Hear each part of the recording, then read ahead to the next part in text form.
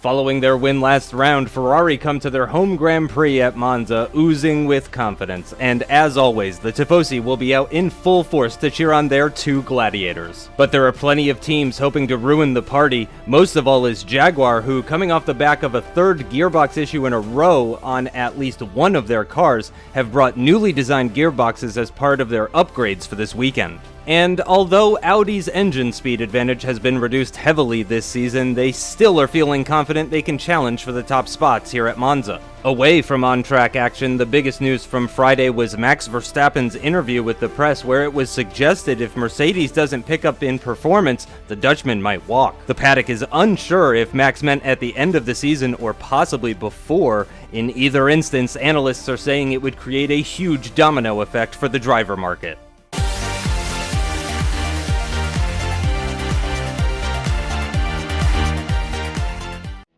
Let's take a look now at the starting grid for the 2020 Italian Grand Prix. The home crowd was electric to find their man Sebastian Vettel starting from pole position, and it was nearly a perfect Saturday session, but Nico Hülkenberg managed to displace Giovinazzi to the second row after going 37 thousandths of a second quicker in qualifying. In fourth position is the Audi of Sergio Perez, managing to go quicker than his teammate, who starts a little bit further down. In fifth position is the Jaguar of Stoffel Vandoorne, of course hoping that his gearbox issues will be resolved. He'll be starting on the third row alongside the McLaren of Daniel Ricciardo. In seventh position is the other Jaguar, starting from directly behind his teammate of aarava. He'll be starting alongside the other Audi car of Carlos Sainz, who does manage to get onto the fourth row of the grid this weekend. Then comes the Red Bull of Pierre Gasly, once again in the top 10 for the Red Bull team. He'll be joined on that fifth row by Romain Grosjean, who is quite a bit slower than Hülkenberg. Just outside the top 10, Kevin Magnussen for McLaren will be starting with free choice of compound, and from 11th position alongside the monster rehab car of Mick Schumacher. Then comes the Mercedes of Max Verstappen, who had many complaints about his car in qualifying. He'll be starting alongside the other monster rehab car of Sophia Flores, who managed to displace Pascal Wehrlein down to 15th position by just 3 thousandths of a second, very close between the two Germans in qualifying. Lando Norris for the Williams team will be starting from 16th position. Then comes the Alfa Romeo of Leclerc. He'll be starting alongside the Red Bull of Nico Kari. Kari once again struggling in qualifying, well off the pace of his teammate. In 19th position is the other Williams of Sergio Camara. He'll be joined by Valtteri Bottas, who incredibly managed to go quicker than Fuoco, with the two Renaults more than 1.5 seconds off the pace, and Esteban Ocon starting from 22nd and dead last.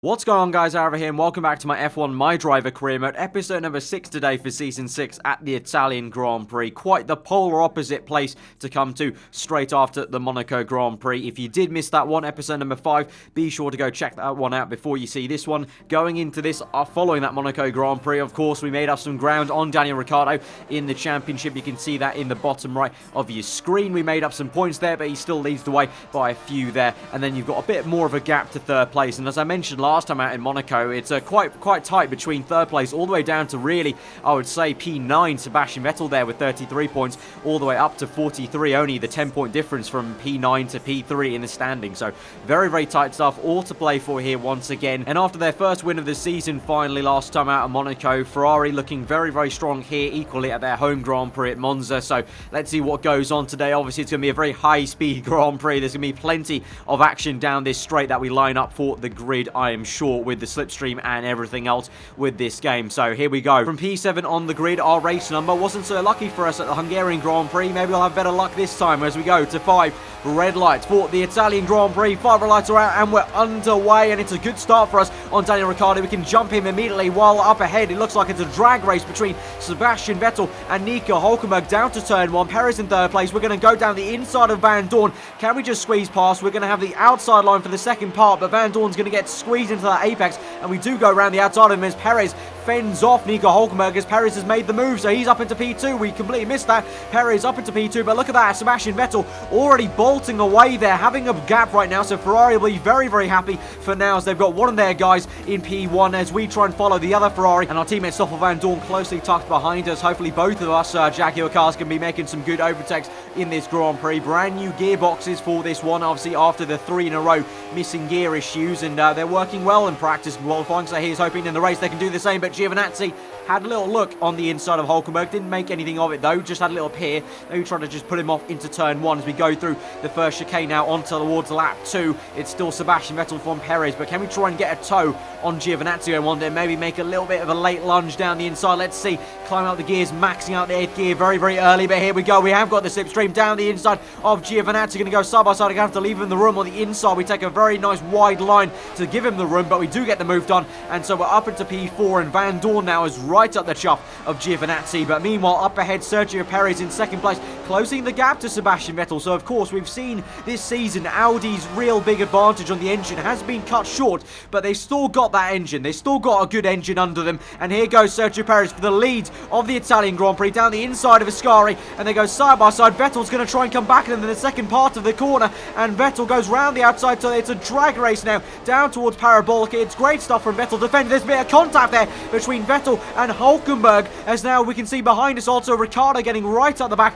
of Stoffel Vandoorne, but it's Sergio Perez leading the way now in the Italian Grand Prix. We're close right up to the back of Nico Hulkenberg as there's a bit of a bunching up effect basically as those two go side by side. Hulkenberg is going to pull to the right to overtake Vettel. We're going to get the slipstream of the German. Can we go to the left to make it 3 wide into turn 1? It's going to be very, very close stuff. Looks like Vettel's now going to get the slipstream of Sergio Perez and go down the inside of him for P1. We're around the outside trying to get P3, but Hulkenberg comes back at us now, so we lose the back end a tiny bit. It's going to be Vettel back into first place, and we're back down to P4. But now, just like we did on Giovinazzi, can we once again get some slipstream down the inside? Yes, we can. Very, very close stuff with Hulkenberg. Maybe even go down the inside of Sergio Perez, I wonder. No, we're going to have to break a little bit early to make sure we just get the place done on Nico Hulkenberg. We go side by side on the exit there. The move's not actually done here. That Chevrolet engine working well for him. We're going to have to try and go round the outside, feed it through. It's going to be very, very close. There's actually banging of right tyres there. The hand of anger goes up in the cockpit, and Hulkenberg for now keeps that P3 quite well. But now down this back straight, we should get this towards Ascari. Long, long straight. And before we even get to the bridge section of the straight, we're going to overtake Hulkenberg, get up into P3, and he's going to tuck in behind us. So he's given up on that move. He can't have the speed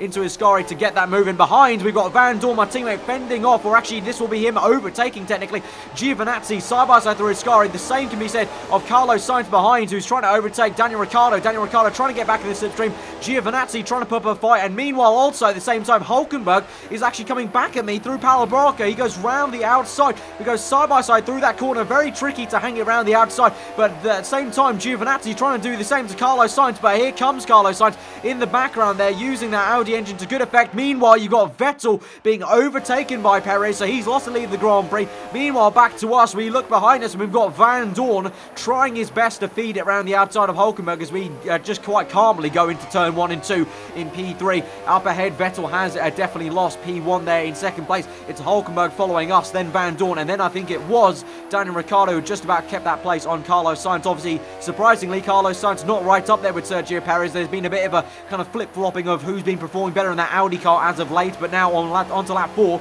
we come in for a bit of an earlier pit stop, trying to get the undercut here in this Grand Prix. Hulkenberg follows me through, as well as Daniel Ricciardo, I think, in the McLaren. Obviously, Ricciardo, not surprised he's going to be following me into the pits. Obviously, both of us are right now the only ones really fighting for the championship at the moment, as there's that big gap to P3, so obviously he'll be trying to cover us off, and it actually has worked out for him, because quite annoyingly, our team, once again, it's been happening far too often, to be honest. Our team, once again, are slow on the pit stop phases, and Ricciardo has jumped us. He's on the medium tyres. We've gone onto another set of super soft, so Ricciardo going for a very, very conservative strategy compared to us, but it's happened way too often now. I think at least like 4 times now this season already. We've been jumped in the pits, they're just not on, and now we have to try and re-overtake Ricciardo if we can, around the outside of the curve here on the right hand side, and we're going to go on the outside to the inside of the next corner, down the inside on lap 5 for what will be P18 at the moment. But obviously we'll get back into this Grand Prix once everyone makes their pit stops, but it is getting a little bit overcast actually, to be honest, so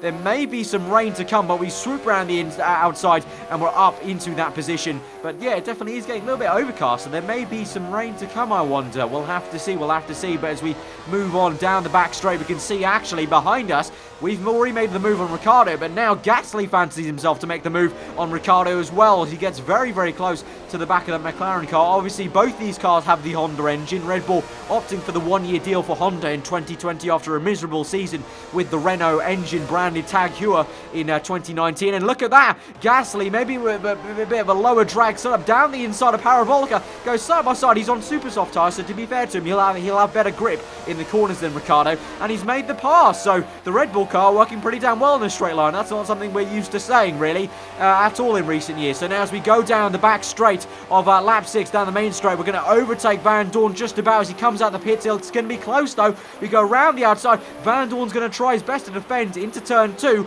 and up ahead you can see Carlos Sainz, and the Audi has jumped us, so that undercut has really not worked out. It looks like the overcut is a lot more powerful here at Italy, it's looking like, as Vandoorne does keep ahead of us. We're going to try and come back on him, though, on the right-hand side. Not going to work. We have to go to the left-hand side. Not going to work. He does well enough to outbrake us, and we just can't make a move into that corner. But obviously, being Monza, we can try and get that beautiful slipstream down the back straight, so let's try and see if we can do that as we go on towards lap 7. It'll actually be Vandoorne slipstreaming. This will be the Audi of Carlos Sainz. He's got the DRS wide open, goes to the right-hand side of the circuit, down the inside. Meanwhile, Giovinazzi, I think that is, just comes out the pits ahead of Vandoorne, but Vandoorne down the inside of Sainz. Sainz puts off here, and I actually use that to my advantage. We go around the outside. Obviously, Sainz on medium tyres, you can see clearly. So I think at this stage of the Grand Prix, it must be said the medium tyres definitely not working very well compared to the super softs. You saw Gasly overtake Ricciardo, and then both of us Jaguar cars have easily overtaken Sainz there. But a bit of teamwork there between us two Jaguar cars. Vandoorne overtaking, then we swiftly move in and also pounce like a Jaguar and overtake the car as well. So we're working well as a team, and maybe we can try and just do the same as we're closing up to another car, obviously Giovinazzi, and then up ahead of him, I think it's Sergio Perez, not too far down the line. So pretty damn good. But Giovinazzi also re-overtaking Vandoorne in the pit stop phases. So again, confirming the overcut seems to be the way to go here at Italy. But meanwhile, on the very next lap, once again, Vandoorne down the inside with DRS, and he's going to overtake Giovinazzi. And then can we again do a very similar replica move? It's going to be a little bit tighter here, as I've gone a little bit wide into that chicane, and so Giovinazzi gives us a bit more of a fight down this back straight. But like we did at the beginning of the Grand Prix, can we slipstream? This time we'll go to the right-hand side of the circuit, which will turn to the outside of this next chicane. Giovinazzi really putting up a fight there, getting very close his side pod to my front left tyre, but we nip down the inside, and as the clouds start to form over Italy, we make that move and we swoop to the racing line, and we've made that pass. So again, me and Vandoorne working well as a team. That time was a little bit harder, not going to lie. So Giovinazzi definitely putting up more of a fight here at Italy, as he would, obviously in front of the home crowd. Obviously, he himself is an Italian, so it's a big moment for him, you know, in the Ferrari car at your home Grand Prix. That must be the biggest pressure on your shoulders ever. But moving on later in the Grand Prix, you saw Vandoorne overtaking the Alfa Romeo car, and then up ahead is Sebastian Vettel and Sergio Perez stuck behind the Monster Rehab car of Sophia Flores on the medium tyres since the beginning of the Grand Prix. So once again, we're seeing a few cars who are outside the top 10 kind of hampering the top guys, because everyone's pretty good in straight line this season, and yeah, it's quite tough to try and overtake. But eventually Vandoorne will get that move. Perez will try it down the inside. So although they did get stuck behind Sophia for a few laps, eventually they have got past, and Vettel is up that position, and as well as Sergio Perez. And then meanwhile, speaking of the lower cars and trying to overtake them, on lap 9, in the middle of lap 9, we're trying to close up on Antonio Fuoco. And can we try and make a move on the second Antonio this afternoon? We're on low fuel a little bit. On the right-hand side of your screen, you can see low fuel, that yellow indicator. So at some point, we will have to try and go down to lean mixture to try and save the fuel. But as we move on later to the same lap through Parabolica, the grip is going a little bit away from us, and I think it's starting to rain. And so my engineer calls me in for the pit stop onto the intermediates. Antonio Giovinazzi thinks the same thing, as well as the Alfa Romeo Fuoco as well. It looked like Carlos Sainz continued on there, so it's Sainz risking it, staying out on the dry tyres. But I think my engineer has called me in for the intermediate tyres as the rain starts to come down here. So there you go, the green wall intermediate tyres. And again, we really get quite unfortunate for the second time in the race. We get jumped by not only the Williams car, we also got jumped by the Alfa Romeo. And this patch of rain that's coming down now has effectively given the advantage to everyone who did not make a first pit stop. You know, everyone who started on the mediums or even the soft tyres would have had an advantage of, you know, the fact they didn't already make a pit stop once for dry tyres. To say that, though, for some reason, Seta Camara up ahead in this Williams car has been put onto soft tyres. So the Williams team with an interesting strategy there. I really am taken aback by why they put him on soft tyres, even though it's clearly coming down with rain right now. And on towards lap 10, we're closing up on, once again, Fuoco to try and overtake him for the second time this afternoon. We're still on low fuel, but we're trying our best to overtake him for what will be P14 at the moment. We've got a few people in the pit stop, I can see in the mini-map, but a lot of them are coming out ahead of us, so we've really actually lost out in this race at the moment as we try and overtake Fuoco for what will now be P9. I could see one of the Audi cars coming out. I think that was Sergio Perez, I think, as we go through down the inside of the second turn, and we're up into P9, a little bit gingerly on the exit though, but yeah, we're P8 and P9, myself and Vandoorne, so both of us lost out a little bit in that pit stop phase, I think, and a lot of people have gained from that, and two of them are definitely the Monster Rehab cars of Sophia Flores and Mick Schumacher at the moment. I think this is Flores trying to defend her best from Nico Hülkenberg, as Hülkenberg sends it down the inside of his fellow German, down the inside of Parabolka, and then behind, I think you've got a third German of Sebastian Vettel, and right behind them is Stoffel Vandoorne. You can just about pick it out in the spray down the main straight. Here goes Vettel down the inside. I think this will be, I don't know, it actually may be Giovinazzi by mistake, but Vandoorne down the inside, meanwhile, of one of the Ferrari cars at least, and maybe goes down the inside of Hülkenberg. Yes, he does. It's a double overtake move, potentially, for Vandoorne on Giovinazzi and Hülkenberg, and we're going to try now make the move on Giovinazzi as he loses the back end. Pretty damn easy for us to out-traction him, and now can we try and make the move on Hülkenberg? It's a fantastic pass for Vandoorne. At the moment, Vandoorne going very, very well in this Grand Prix with that new gearbox, seemingly with a lot of pace in his pocket. So now can we try and go around the outside of Hülkenberg on lap 12, nip it down the inside of the second part of the chicane, and we're back up into P7 now. So we've not lost too much time, but we definitely are a little bit further back from the lead. As you can see, Vandoorne closes up on Sophia Flores through Ascari, and then up ahead we've got Sergio Perez, I think that is chasing down Sebastian Vettel. Ahead of him is Kevin Magnussen, who at the moment is doing another fantastic job here at the Italian Grand Prix. Obviously, he started on the medium tyres, so this is exactly what I was talking about. One of the guys who really has capitalised on the fact that he didn't make a pit stop at the beginning of this Grand Prix, went straight onto the intermediates from his medium set of tyres, and then the guy in first place at the moment is Mick Schumacher, who did the exact same thing. So both of them have really capitalised and got ahead into 1 and 2 in this Grand Prix, but Vettel and Perez are chasing them down pretty damn rapidly, and the same can be said of us two Jaguar cars on the second Monster Rehab car of Sophia Flores into turn 1 as we go. And now as we move later on in the Grand Prix, eventually Vandoorne will get this move done, hopefully, down this back straight towards Ascari. I'll have the slipstream, obviously no DRS under intermediate conditions, but just down the inside with pure pace, very, very close stuff, but he does nip it down the inside, and he's got that place, and now he's got a load of clean air to try and close up to Sergio Perez and see what he can do for this Grand Prix. So he's up into what will be P5, that will be, I think that is, as we're chasing in what will be P7, I think. And then meanwhile, at the same time, down the main straight, Sergio Perez fighting Sebastian Vettel for that third place, down the inside of turn 1 with all the speed in the world, down that main straight, nips down the inside, and he'll get into P3, and now he can try and chase after Kevin Magnussen, who was obviously doing well, but he's now struggling a little bit for pace and may fall back into the clutches of those two cars who are definitely going to be a bit faster, especially down the straights. But now we move on back to our POV. We're closing up on Sophia Flores, coming off the second Lesmo here. Can we get enough speed down this back straight towards Ascari to make the same move that Vandoorne potentially made down the inside? We should have good speed with the Jaguar engine, especially with the new gearbox. Here we go, going to get the slipstream, still actually on low fuel, but we're in rich mix at the moment, trying to make this move. Very, very close stuff. Have to leave her the room on the outside of that corner. We go sideways a little bit with some drifting in the middle of that corner. We just about get it, but she may get the slipstream back on us. Meanwhile, behind us, we've got Carlos Sainz and Giovinazzi equally slipstreaming each other and closing up to both of us. So we're still side by side with the German down the inside of Parabolka, but we are eventually up into P6, and now we can try and chase after our teammate. But behind us, they're going to get the slipstream down this main straight. So will they come back at us? We'll have a look behind us, and I think it may actually be just the Audi car of Carlos Sainz making the move potentially in the background as we go down to turn 1. There you can see Carlos Sainz does get a bit of a slipstream. He has a look, but is unable to make the move into turn 1. So for now, it's still that Monster Rehab car. And meanwhile, back in the background, even further back, is one of the Alfa Romeo cars nipping down the inside of Daniel Ricciardo at the moment, who's struggling for grip now into turn 1. And I think it's Fuoco round the outside. In the background, you also got a Mercedes car going side by side with one of the Haas cars there. So at the moment, Ricciardo's struggling for grip, struggling for pace. And later on in the same lap, you've got the Mercedes car, I think that's Pascal Wehrlein, down down the inside of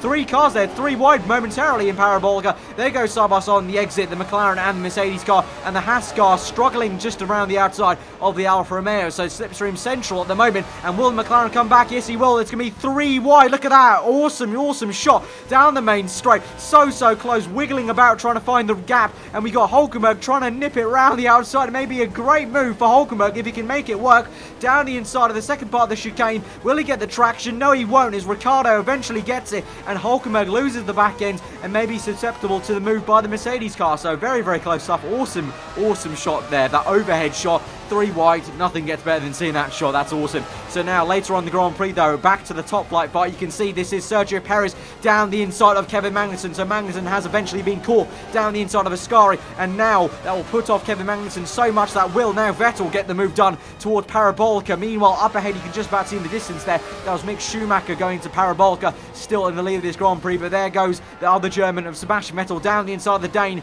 Kevin Magnussen down the inside. Magnussen tries his best to hang around the inside, not going to be any use.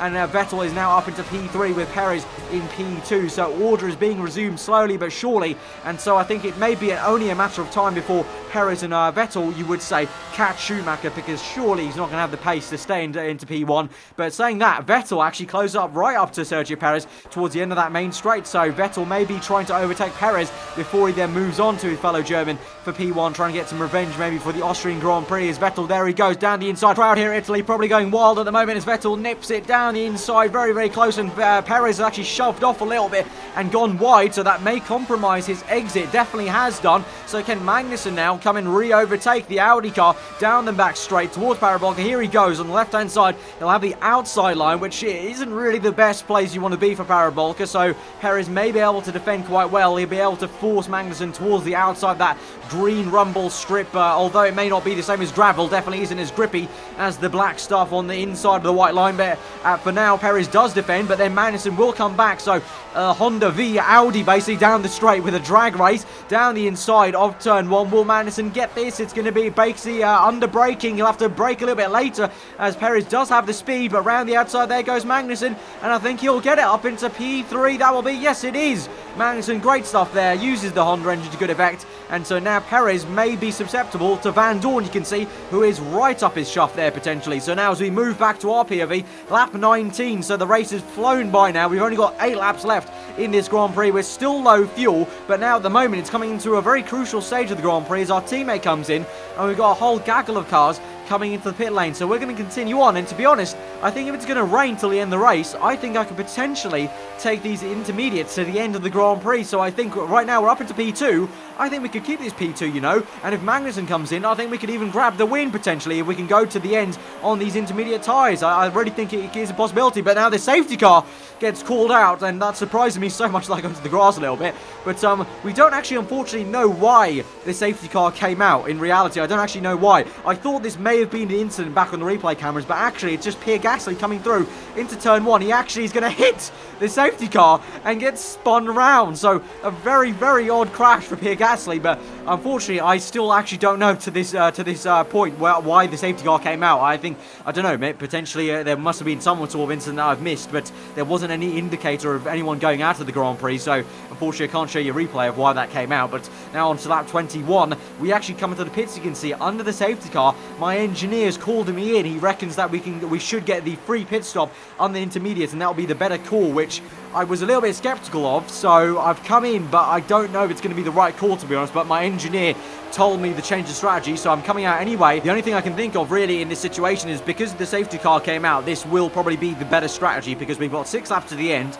We don't know at this stage whether it's going to continue raining. Will it get heavier? Will it get lighter? We just don't know. But if the safety car had not come out, definitely the strategy I was talking about would have been better to stay out. But because we're under the safety car now, everyone bunches up. I would have been vulnerable on worn inches, so this may work out for us. But meanwhile, it's Mick Schumacher leading the way under the safety car from Sebastian Vettel, Stoffel Vandoorne. Then you've got Kevin Magnussen in the McLaren car. Then Sergio Perez's Audi. Then followed by Carlos Sainz. Giovinazzi, Hulkenberg, and then you've got us there in what will be now P9, I think that will be Romain Grosjean, followed by the 2 Mercedes cars who are doing quite well, and then is the Red Bull car of Nico Carey, who's doing pretty decent for himself ahead of his more senior teammate Pierre Gasly. But Mick Schumacher surprisingly still in the lead of this Grand Prix. He's the only car who has not been overtaken by one of the top runners. He's the only car who obviously was on the medium tyres at the beginning of this race who has not been caught yet. So let's see if Vettel will eventually catch his younger compatriot and overtake him for what will be a fantastic lead at the Italian Grand Prix in the Ferrari, obviously.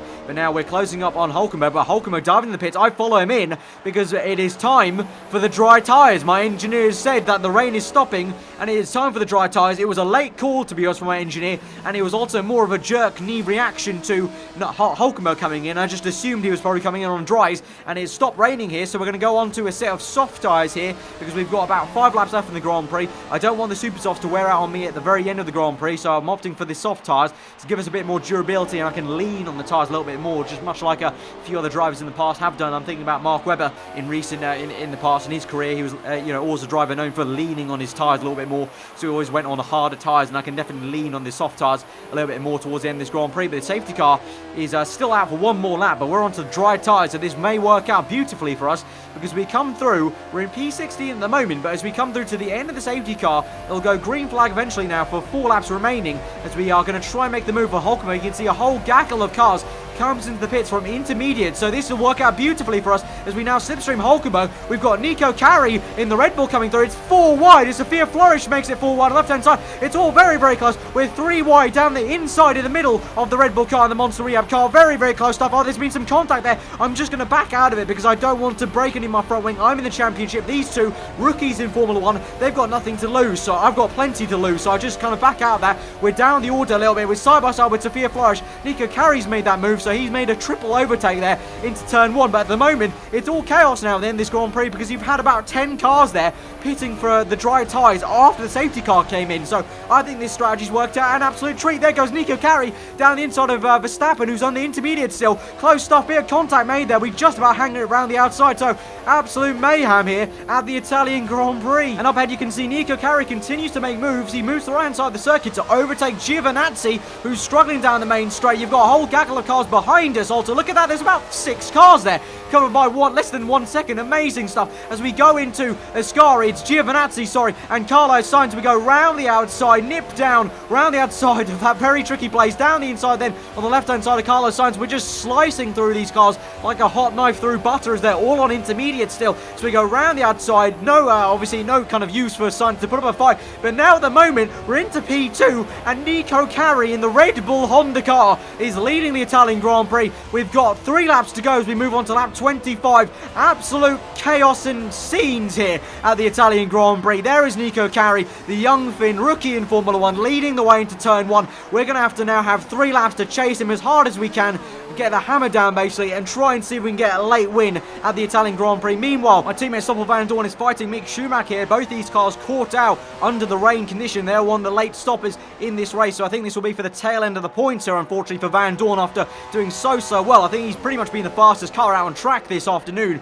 but just very unfortunate. I mean, a whole load of people have been caught out here. I think both Ferrari cars, both Audi cars, my teammate, and indeed I think both Mercedes cars potentially are all out of the points now because of this entire hectic end to the Grand Prix with the rain coming out and then coming down, and the late pit stops after the safety car. It's all kind of mixed it up, and now you can see this is Daniel Ricciardo who's into the points actually, so he's one person who hasn't actually been too unlucky, and he's trying to overtake one of the Williams car to at least get up the order into I think around P5 or P6 this will be. He's not able to make the move into Parabolka, so the Williams car has enough straight line speed down that back straight, but now going onto the main straight will be able to make the move. Ahead of him is one of the Alfa Romeo cars doing really well in this Grand Prix. I think it's Leclerc, Charles Leclerc. Obviously Fuoco did amazingly here last time out, last year in 2019. We're getting a 3rd place, the second out of the other Alfa Romeo this time around in 2020, doing a fantastic job. And meanwhile, this is Nico Hulkenberg going around the outside of Sophia Flourish for a 3rd place in the Grand Prix. Hulkenberg fancies himself for a podium here. He's up into P3, Sophia down to P4, and so Hulkenberg makes a brilliant pass. So he was actually fighting for P3 earlier on in the Grand Prix, went down the order,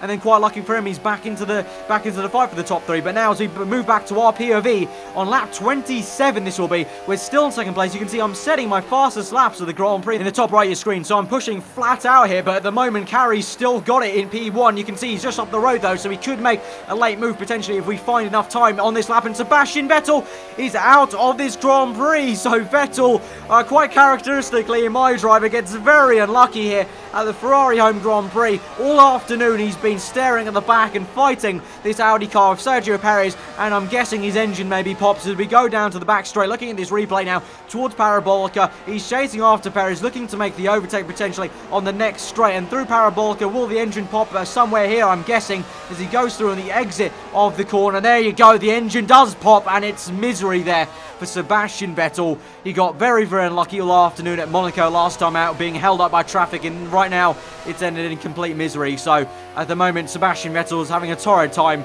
It's very much like his 2014 season really. He's been beaten by his younger teammate, and he's just having such poor luck here in the Ferrari car this season. But anyway, let's get back on to more important things, because on to the end of lap 27, it is Nico Carey, the rookie in Formula 1 in the Red Bull Racing Honda racing car, has won the Italian Grand Prix. What have we just witnessed? What a drive by the young Finn. He's won the race. It's his first win in Formula 1, of course, in his rookie season. Absolutely unbelievable. Absolutely unbelievable. But we come through for a second place in a row now. And because of all the bad luck that so many cars have had in this Grand Prix, we are going to gain a lot in this championship. Ricciardo scores points as well. So actually, quite ironically, only the top two that were already quite some way ahead of the rest of the order in the standings, we're the only two that actually score some decent points. Obviously, Vandoorne does score some points, but not too many really in reality. And both Ferrari cars no points, both Audi cars no points. So big chunk of points we've got over our competitors here. So this is probably going to help us quite a bit in the championship there. But what a hectic Grand Prix. Those last 7 laps. Wow, just absolute chaos, absolute chaos. Guys, if you have enjoyed that Grand Prix, smash the like button. Let me know what you thought in the comments below. Nico Carey, your race winner. What a result. That is unbelievable scenes. Unbelievable. It's not too surprising to see a rookie or a youngster win a Grand Prix in MyDriver. You know, many things are possible in this series, but this is mad, because Red Bull really did not look on pace at the beginning of this season, but that Honda engine, a low drag package has come through, and he's won the Grand Prix. Absolute scenes, absolute scenes. So once again, guys, if you did enjoy that episode, smash the like button. Let me know what you thought. I will see you guys next time. Hope you enjoy the rest of your day. Let's go on to the post-race questions. Goodbye.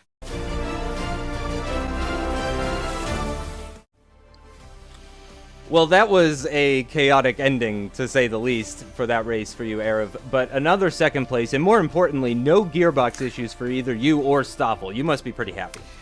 Yeah, I'm pretty happy that, thankfully, no gear issues this time around. Yeah, the new gearbox was working quite a treat, actually. The car had some really good pace out there, and especially the first stint, the car was feeling amazing. Obviously, me and Stoffel were kind of tag teaming in and trying to pick apart the entire kind of order ahead of us, and that was working really well. You know, he would overtake, I would go through, and yeah, we're working as a unit really well, and the two cars working really well. So really happy with that. You know, first of all, yeah, no gearbox issues. But yeah, then very chaotic race to say the least at the end there. It was absolute manic. I just didn't know what was going on. It was quite a roller coaster of emotions, really, because I thought we had got it wrong in the strategy potentially by going in for another set of intermediates. Then we came in for dries immediately after, but then it kind of came back to us with so many people opting to stay out on the inters kind of strangely. And yeah, it was very close stuff, overtaking Vettel and Sainz through Ascari, and you know, it could have ended quite badly actually. But yeah, and then at the end it was yeah, pretty damn close. It was a little bit,